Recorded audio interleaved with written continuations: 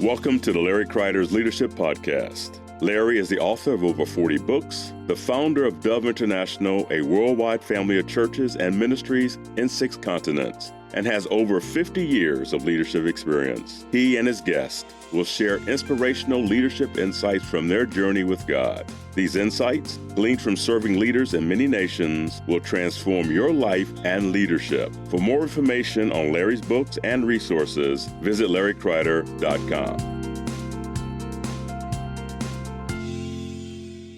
Larry Kreider here with the Larry Kreider Leadership Podcast. And again, welcome back today to my good friends Luke and Jolie Weaver from YWAM in Lancaster. Welcome. Yeah, Thank awesome. you. Glad to be I here. loved having you last time, and all the insights you had. I thought you got to have you share some more things from your heart, some things you've learned. I just want to ask you again. We've had this great time talking about leadership things you've learned over the years, from when you were young, when you were in Colorado, you went to Youth of the Mission, you led Gateway House of Prayer, you were there for 8 years. I didn't know it was that long and amazing. And today, director of YWAM Lancaster. So let's take it a step further. I'm sure you've had lots of challenging experiences. We all do. We all have our stories. Yeah. Talk about that, and how do you handle challenging experiences? What do you say to someone who's in the midst of leadership now, and it's really hard? I mean, really, really hard. You have this dream from God, and it's not going the way you thought it was going to go. Yeah. Been there, done that? Yeah, totally. And Me too. Some of our greatest lessons that we learned were through challenges and mistakes, either things that we've done or situations that we walked through. And I think one of our early situations was we were serving as part of a leadership team, and we're recognizing some things with a different were happening. This was with a different ministry. Some things were happening that we wanted to try to address. And as part of that, there was just a strong reaction. There wasn't an opportunity really to share those things. And it really was a lesson to us on 2 things. Number one, it was a lesson about forgiveness. Okay. Because we felt like there was a lot of opportunity to have personal offense. And people talk to me all the time. They get derailed from their calling in God because they aren't able to forgive in a situation or circumstance. And so they say things like, "Hey, I used to go to church, or I was a part of that missions organization, but I had a bad experience, and now I don't care for them." And so it was a lesson in forgiveness for us of, hey, actually forgiveness frees us up to continue in the journey of God. And this was that again. That was so good. Say it again. Forgiveness frees us up Yes. to walk in the journey that God has for good. us. Actually, unforgiveness keeps us in a prison, not the other person. Right. And so we were able to forgive, and God fully redeemed that whole situation. And now I'm even, this was kind of connected to YWAM, and now here I am as a director of a YWAM base, and you think, well, how did that ever happen? You were, you were kind of had this situation where you had to leave YWAM, and now it's called full circle, and God fully redeemed it. But it also taught us a lesson of the need for us to deal with insecurity in our own hearts and in our own lives. We all have it. I still have areas in my life that I'm are 71. insecure. I still have insecurities too. Yeah. Right. So we all have those areas, but how are we dealing with those? And are we allowing the Holy Spirit to root out those issues?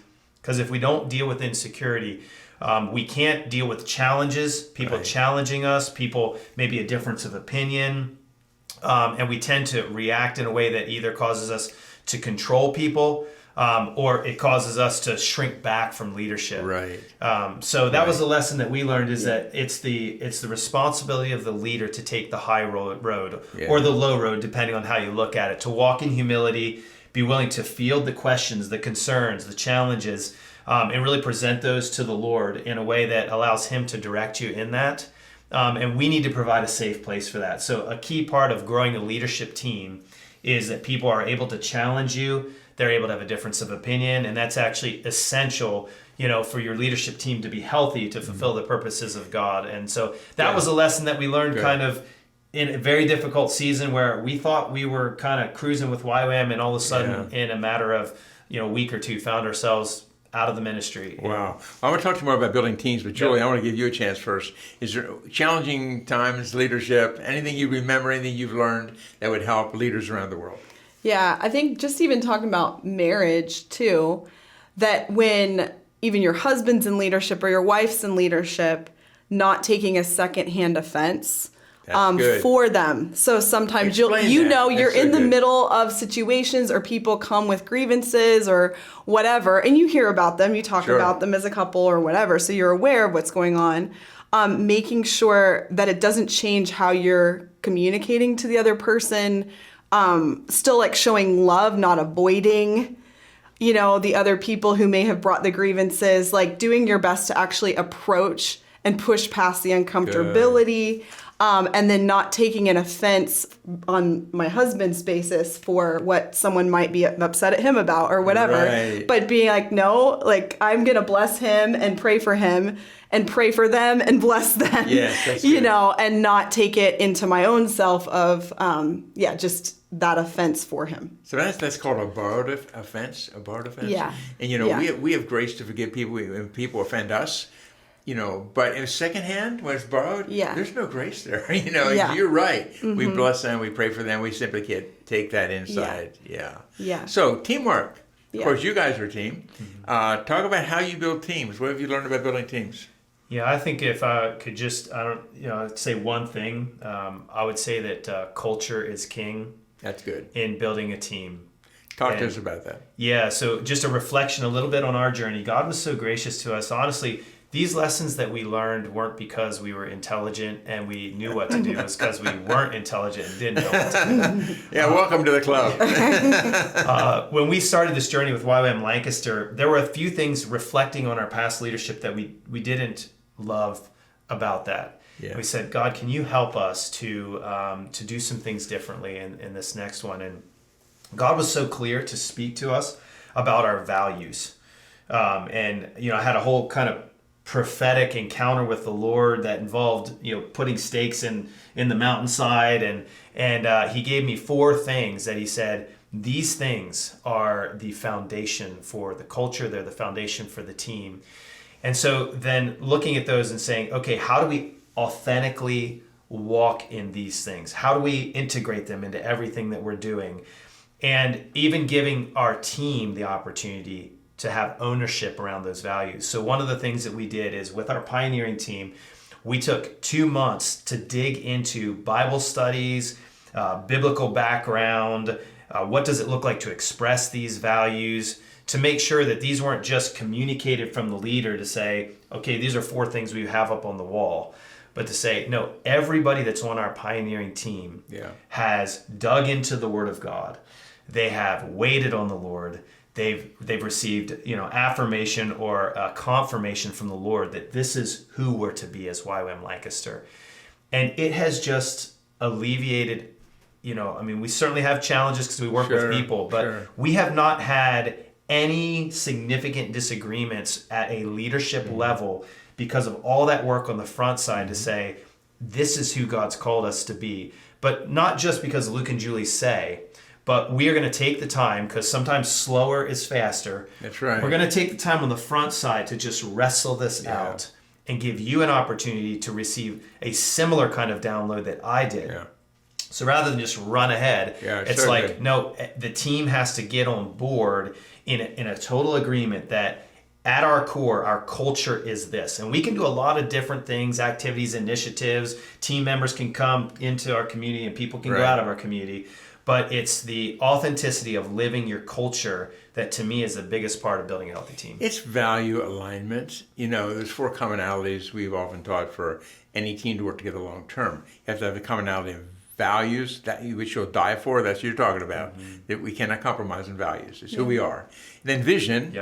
And the vision is important, but not as important as values. And then it's procedure. How are you going to do it? How are you going to work it out? Methodology. And it's relationship.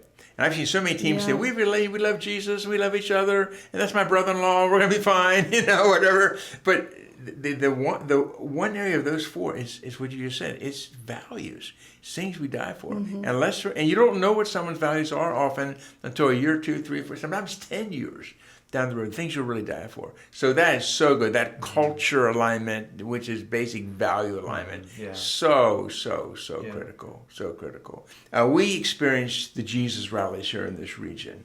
Your friend Joel Bumberger, a mutual friend, on and saw God do some amazing things. I know that YWAM was involved behind the scenes to make a lot of that happen. Talk to me about how that happened from your perspective, and how God used YWAM Lancaster in that whole process.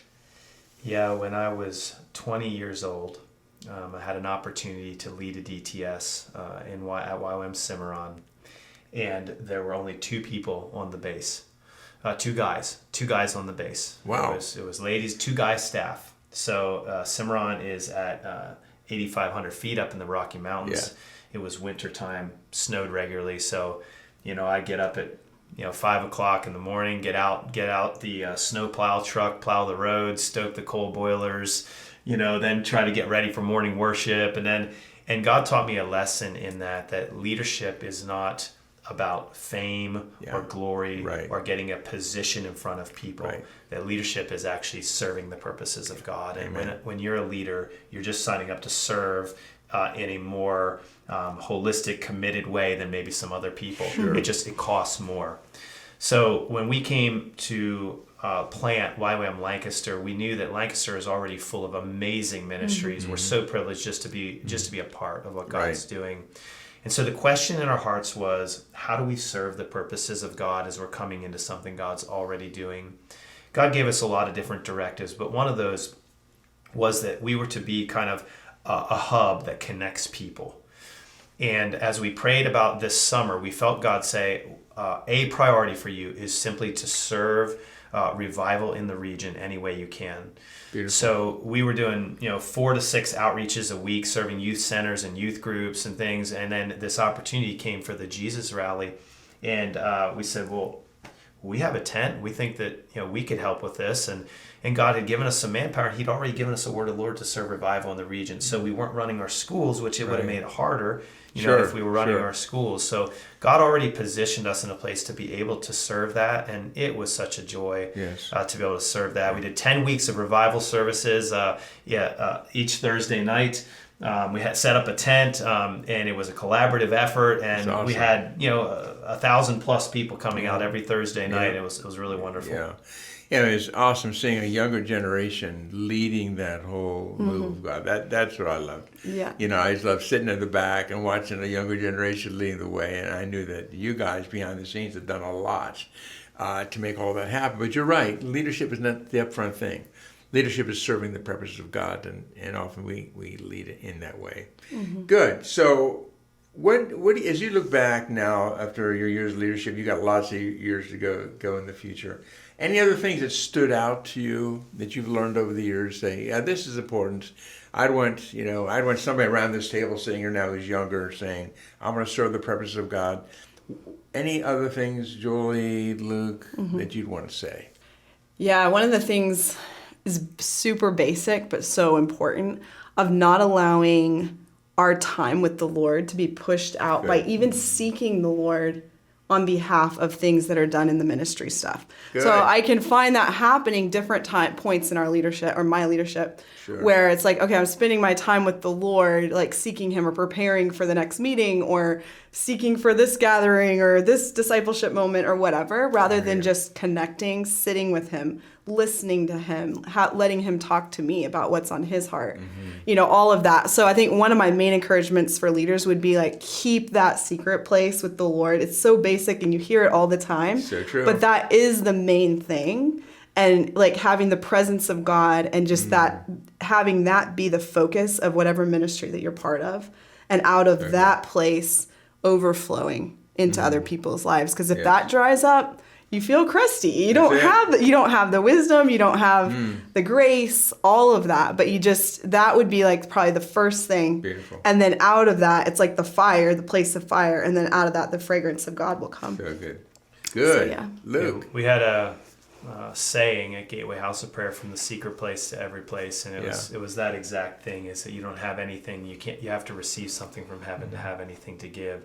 I would say that would be the number one thing. But one other thing that I wanted to bring out that I think is really important is as there's so many leaders have come and gone, and some of them have fallen and had challenges, is this idea of the fear of the Lord, and that we have to be under authority to have authority. That's good. So Jesus teaches this principle, and he uses a story of the centurion. Right. And there are only 2 times that I'm aware of that Jesus was amazed by people's faith, and one was by the centurion. He was. And he was amazed at the centurion's great faith, because the centurion understood about how authority works. And there's a teaching there, and he says, hey, I'm under authority, so when I speak to that person and he's under authority, he goes and does it because he knows that I'm under authority. Right. And Jesus was using that as an example. And I think that the fear of the Lord around us being under shepherds, as it talks about in Peter, it says that, it's talking about service, it's talking about us stewarding things, but it talks about us as an under shepherd. And the idea that there's always somebody that has authority over us. There's always somebody that, whether it's governmental officials or whether it's a board of directors, and there's no place that you get in God that you are free to do what you want. There's always a level of humility needed to make sure that you are aligned with the purposes of God and those who are over you. And so that's a thing that I think about a lot, is that as people are growing in leadership, or they have opportunities in leadership, you never graduate from humility. You never graduate from the fear of the Lord, knowing that I'm under authority. And that's really the only reason that I have something to speak here, is that God is leading through me, that he has a purpose through me. It's not of ourselves. So I would encourage leaders, first of all, what Julie said, that everything flows from the secret place. So good. It's the essential foundation for everything that we do in life and ministry and leadership. But the second thing to remember is that we're living for an audience of one. Everything that we do is God is there. He's observing everything. And to walk in the fear of the Lord and make sure you're remaining under his authority and under the authority of people around you, and even accountability. Exactly. Don't graduate from accountability because you're like, I'm so experienced in God that I don't need it. It's just not wisdom. Yeah. I tell people, leaders all over the world, I ask them this question: who can fire you? That's good. Who is it? Who is it? I said, there are people who can fire me. They can fire me. I've got advisors, spiritual advisors in my life. I got a team of international apostolic council leaders. I can be fired. And it sounds a bit crass, but it's really true. Because we need to be under authority. And I've met leaders say, well, God's my authority. And I've seen those ministries go down the tubes. Because they're walking out of humility, and they're walking in the fear of the Lord, and they walk under authority. I think Watchman Nee said many years ago, no one has authority unless they're under authority. Obviously, you got that from Jesus. But it's so true. A couple more questions for you. Sure. I love the example in the scripture of Priscilla and Aquila. They work together as a team. You guys are a team, and you obviously you're a mom, Julie, and you get a lot of time goes to that, and they get all that. But you guys, you're a woman of God in your own right, no question about that. And I see how you already honored Julie, and that's really powerful and important, Luke. Talk to us about that. What have you learned about being a couple together in leadership? I mean, it's not always like that. In some cases, someone's called a leadership, maybe the man or the woman. In kingdom leadership, I shouldn't say kingdom, it's all kingdom, but in church leadership, mission leadership, whatever, and then their spouse is not. They're involved in maybe marketplace or whatever. That's great. But you guys are not like that. You guys, Laverne and I are the same. We've been a team forever, and we will continue to be a team. That's who we are, and so are you. What have you learned about that? What have you learned about being a team, a husband-wife team? Talk about that. Yeah, I think there's a couple things that come to mind. So Luke has done different times of fasting. And the Lord, at one point when he was getting ready to do like an extended fast, the Lord gave me a picture of me. Like, he was on the front lines and I was like behind him. But then I felt like the Lord actually, I needed to be in the front line with him, like with our arms linked. Beautiful. And just felt like that was something that the Lord, it was like calling me then into, at that point it was doing a fast with him, but also like that's the position of our hearts together. So Luke had shared about that a little bit before, but where we're not doing, even though our roles are different, like we're in this together. Yes. So having that mindset, even though I may not be day to day as much in the specific ministry stuff, and then also we're very different. So we have the same values, but we're pretty much opposites in personality and gifting, all that different things. So he's strongly visionary. I am a little more day to day, and he's, So in some things like meetings or things like that, sometimes I'll share, okay, and I pick up on what's happening with people like in the room, all of that. So there's different points where I think we can complement each other, where sometimes I'll say, hey, I'm not sure like how that came across. Like these people kind of responded this way. You might want to circle back around, to these people. And then he's done that at different points. And sometimes I'm wrong and sometimes I'm right, Right. But I think we're learning to work together with our giftings of different ways, that we do things. And then I'm learning like when he gives vision, like he's a fire, so not to like put water on that vision, but where I'm listening, I'm still in the process of learning that, after 20 years of marriage, when he's excited about something and visionizing and I think, I don't know if that's going to work. Not saying that right away, but listening, letting him share, so where we can kind of work together on that and share our pieces that we may see or see very differently from each other, but then it can complement each other. Beautiful. Anything you want to add to that, Luke? Yeah, I think just basically it's staying in the position of being on the same team. So if someone's providing a difference of perspective or, hey, I saw this, comes back to that security thing. And, just in complete honesty, probably Julie's the one who can push my insecurity buttons more than anybody. Sure. And maybe that was the design of God, is that we're in marriage, we have this relationship, and we're really working out our sanctification and growing in maturity in this context more than any other. And I think it's important to say that it's very easy to look really good, to have your ducks in a row, to feel really respected by people that you work with, and then can have struggles at home. And I think that the challenge, for any young leaders out there or older leaders out there is, we have to have an integrity and we have to have a health in our marriage relationship, because you're going to reproduce who you are. That's right. It's not what you say, it's who you are. Yeah. And so I think that for us, being on the same team, being able to hear the comments from their perspective, like, well, why are they saying that, rather than the way I'm hearing it? Right. Because she said I'm a visionary, so I'm just blazing out there, I'm going for it. And then, she's often the one's kind of jerking the reins, and sometimes the bit in your mouth hurts a bit. You're like, get that thing out of there, I want to run ahead and do this thing. It's like, well, you probably need to slow down and make sure so-and-so is on board. Right. And sometimes you feel a little irritated about it. And so you got to work through that and say, well, hey, what would it hurt for me to heed that advice? Right. I'll do that. And, and a lot of times that, she's picking up on things that I'm not. Right. So I think it's that growing in a sense of appreciation of your spouse's gift set and the way that it actually produces a better end result, rather than resisting it. I think that's the journey that we're in more and more here, is to really embrace and appreciate and value that. It's good, You're the kite, and she's hanging on to the cable in the ground. But if she's not hanging on, the kite's gone. So it's really, you both needed so much of this. Yeah. Any last minute things you want to share yet with our audience? And then we're going to let you go. Yeah, I think I just want to say that God has been so gracious to us. His leadership over our lives has been incredible. And we've never seen it more clearly than this last 5 years of the YWAM Lancaster story.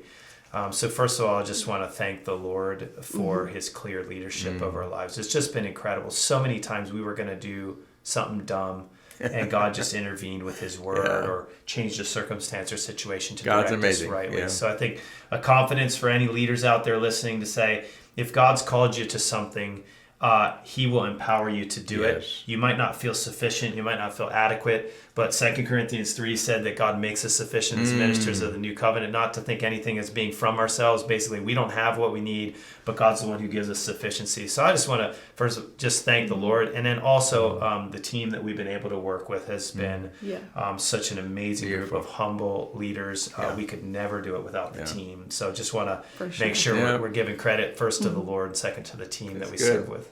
Good. Julie, anything to add? I think just that leadership is so worth it.